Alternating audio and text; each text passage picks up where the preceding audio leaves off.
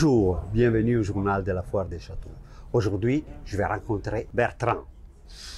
Enchanté. Plaisir de t'avoir ici parmi nous. Alors, qui es-tu?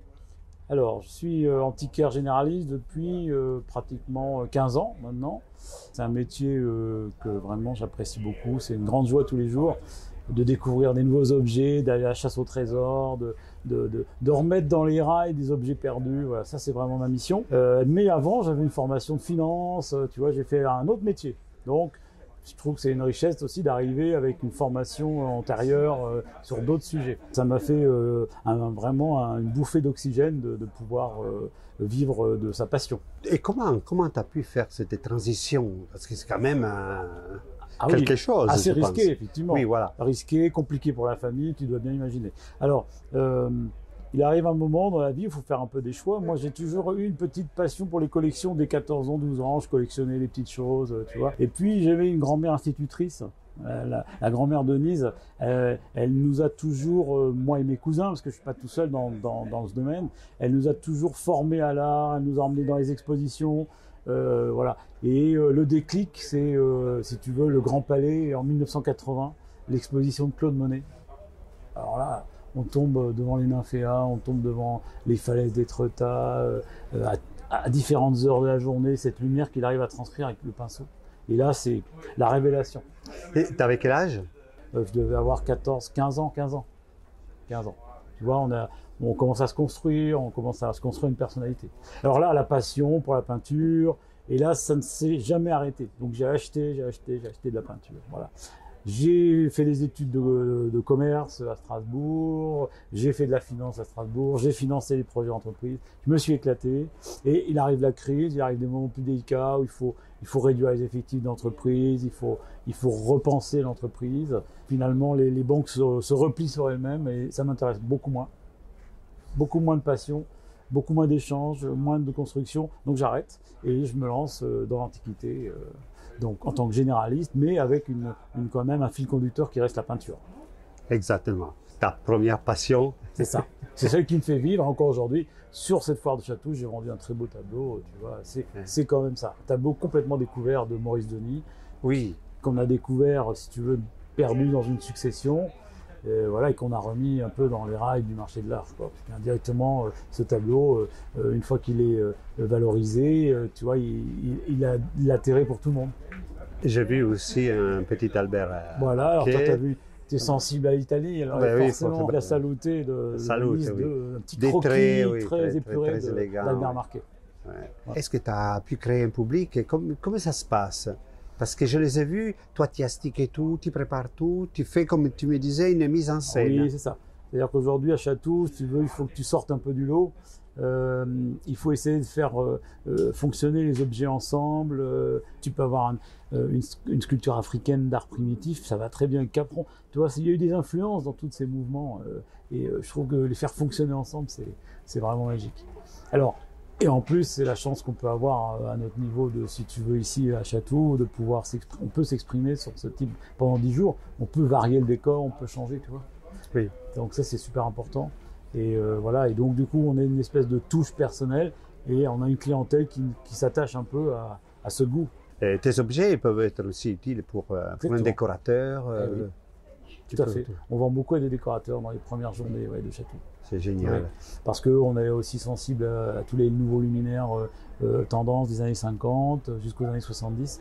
Tu vois, on présente là un énorme artichaut de Poulsen sur le stand des années 70. C'est quand même une conception, un design incroyable. Tu vois. Et surtout un travail sur la lumière, une diffusion douce sur 1 mètre de diamètre. Enfin, tu vois, c'est vraiment typiquement pour les décorateurs. On va aller voir ton stand, on va voir ta mise en scène et on va la décortiquer un petit peu. Si tu veux. Hein? C'est parti? Ah oui, avec grand plaisir. Toi. Avec grand plaisir. C'est quand même une famille qui s'est créée. C'est ça. C'est ça aussi. Ouais, il y a aussi tout ça, c'est très important. Parce qu'un bon voisinage, une confiance, tu vois, c'est chouette, tu vois. Alors là, tu vois l'artichaut dont on parlait. Oui. Voilà, c'est ça, c'est l'artichaut de Louis Poulsen. On est dans les années 70. Alors là, il y a les designers, si tu veux, se donnent à cœur joie. C'est une sorte d'ailettes d'avion, tu vois, avec une réflexion de la lumière très douce. Oui, c'est vrai parce qu'à la fin, ça s'estompe et donne une ambiance. Alors voilà, ça c'est vraiment une ambiance. C'est vraiment une icône de design qui crée une ambiance sur un stand. Tu as aussi des... Alors ça, c'est les petits carreaux de Dali. Tu vois, Dali a dessiné des petites céramiques parce qu'il était très créatif. Tu vois, tous les supports les intéressaient comme Picasso, tu vois. Et là, il a créé une série de carreaux comme ça, un peu surréalistes, tu vois, signé Dali ici. Tu vois, oui, c'est intéressant. Ça. Oui, très intéressant. Sur les valises que tu m'avais prêtées, où il y a les étiquettes. Voilà, prêt à partir. Hein? Toujours prêt à voyager. Alors, le petit dessin. Tu aimes bien Venise. Oui. Alors là, on voit la lagune, mais d'une simplicité extrême, un trait d'encre de Chine, tu vois. C'est vraiment... il avait énormément de petits croquis, Albert Marquet. Il emmenait des petits feuillets, des petits cartons, et puis et il dessinait très vite. C'était quelqu'un qui avait un trait très doué, tu vois, très facile. Et là, on voit les silhouettes de la Salutée au lointain. C'est vraiment une jolie petite ébauche. Mais peut-être que cette ébauche lui a servi après pour faire autre chose. Peut-être, exactement. Il a peint, tout à fait. Il a peint des grands tableaux, tu vois. C'est vraiment Albert Marquet. Il avait beaucoup de croquis, puis après il travaillait en atelier. On peut imaginer, tu vois, qu'il a continué la couleur, parce que Marquet c'est aussi un fauve. Tu vois, il rentre aussi dans la catégorie des peintres fauves que tu aimes bien. Oui, j'aime beaucoup. Oui. Et alors je voulais te montrer encore un truc qui est assez intéressant parce que tu verras pas tous les jours. C'est cette petite découverte là. Ça paraît assez simple. C'est une petite gouache sur carton. Ça on va vers les cubistes. On est dans l'art moderne. Sauf que on est en 1921.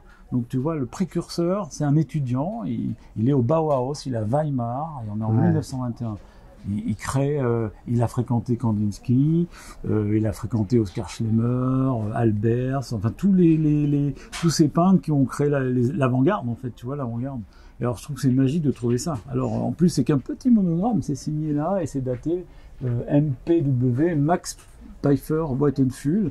Et voilà, c'est pas anecdote parce que Weimar pour moi c'est beaucoup, c'est Marcel Bruyère, c'est les arts décoratifs et c'est aujourd'hui encore d'actualité, tu vois.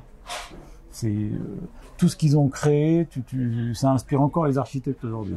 1921, c'est incroyable. Il est étudiant à Weimar. Tu l'as trouvé? Alors je l'ai trouvé à Strasbourg, il était perdu dans une sorte de fond de tableau d'un ancien antiquaire qui est décédé.